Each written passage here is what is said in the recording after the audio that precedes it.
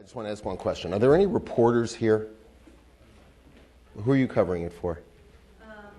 For Netherlands radio. What is it? It's for the Brazilian department. It's going to appear in Brazil? Yeah. Okay.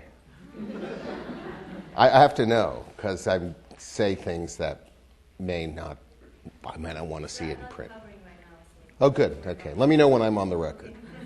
So today it was covered as I was leaving work that the former president of Viacom, Tom Freston, who recently was terminated by Sumner Redstone, the chairman, that Tom will get $60 million in severance and another 10 or 20, and depending on which wire story you read, in other emoluments. In my opinion, he's worth every penny. He helped to found MTV. He's a massively talented guy. I don't have a problem with the big numbers, but I can understand why everyone is here to discuss how to get a job in the media. I remember just the whole concept of a golden parachute was so alien to me when I was much younger, and I considered it very unfair. But now that I've been working for about 25 years, I think it's pretty much a fair deal. I'm going to speak to you tonight in two ways, because I'm really sort of two characters, both of whom work in the media world but in different ways, and I thought maybe I would talk to you as both, and I would like it, if it's possible, to have questions and discussion or insights or whatever you guys want to talk about as we go along, because I love to hear myself talk. I'd like to hear what you are thinking about along the way, and if we end up doing more back and forth than me just blabbing away, that would be fine with me too. The one voice that I'll speak to you from is my media voice. I work for CBS. My name is Gil Schwartz.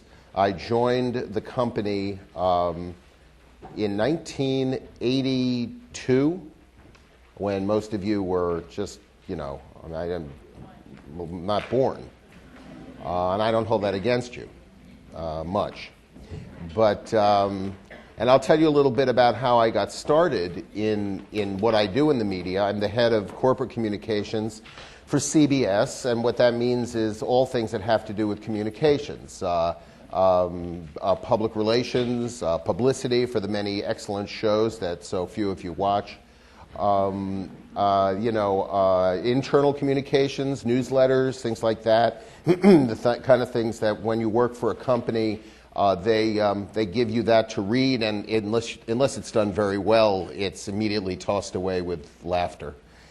We have a very good internal newsletter, and I'm proud of it, and that's part of what we do in my department.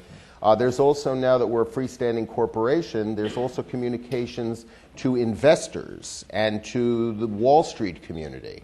So in short, that's sort of how I got my corporate job. Started out very small. I'll tell you about that a little bit, because I basically have the same leather recliner that I did back in the 80s. And because of the nature of corporations now and of the media world, you can have the same job with the same company, and it's sold and reorganized and turned around so much that I basically work for the same company 20 years later, but it's a completely different company. And I'll tell you a little bit about that, because it's very important as you go out into the world to see what kind of a media job you want, to understand the nature of the media world, what it's like now, because it's very different now than it was in years past. The other person who will be speaking to you tonight is my pseudonym. You all know what a pseudonym is? It's a pen name. There are many, many famous writers who have written under pen names. You ever read the book 1984? George Orwell his name was Eric Blair, and he worked for the BBC. And he was George Orwell, and nobody bothered George Orwell about being George Orwell. Well, I'm tormented constantly about being Gil Schwartz, but Orwell wrote that, and the poet, South American genius, not Octavio Paz, but the other one. Who? No, that's all right. Yeah, Neruda. Neruda's name is something completely different. He took the name Neruda for someone that he admired greatly, a Central European writer, and that's a pseudonym. So anyway, in the year about 1984, as I was getting started with my corporate career, a friend of mine who was an editor at Esquire magazine approached me and said, would I like to write a column about corporate strategy? Now, corporate strategy, I was chosen for that because I had been writing for magazines for a while, and I was the only person that these journalists that were my friends knew who actually went to an office every day and had a tie on and had to wear gray and wear really uncomfortable shoes, and which is the mark of a corporate job from then to now. Your shoes, you don't want to know from it. So. So I said, yes, I would like to write a thing on corporate strategy because it seemed to me I'd been an actor for many years, and I was a good actor. Unfortunately, I'm a physical type, and I only played murderers. But not outside of New York. But when you get to New York, you're immediately typecast. So I played like a guy, it was a show, used to be Ryan's Hope, it was on the air. So I played the sort of mentally challenged friend of the kidnapper. And when I first got to New York and I was trying out for parts, I thought I was a leading man. I thought, I was, because I'd been a leading man in different things that I'd been in Boston and other places. And I got a phone call. The first day I got to New York, I'd sent out my resume shots, and I got a call from As the World Turns. And they said, can you come in immediately? And I was very excited. I said, what's the part? And the casting director said, we're looking for somebody who looks like they would take a bribe. That was sort of a tip-off as to what my acting career in New York was going to be like. So I was looking for a way to make a living while I was kind of pursuing my trade, which was writing, and so I got the corporate job. But at the same time, I knew that I couldn't write a corporate strategy column for Esquire and use my own name, because the connection that I made to the theater was that when I was in the theater, I was aware that most people are crazy. The actors were crazy, certainly the stage managers were crazy. It's possible stage managers are the craziest, but we can talk about that later. Total control freaks, and with little writing in the margin of every line and stuff, and I knew my fair share of those. And of course the directors, your bosses, were crazy in the theater. Rampaging egomaniacs, tyrants, paranoid people. One guy I know who I worked for, there was a fire in our theater, and he sent a young actor into the fire to go get his Rolex.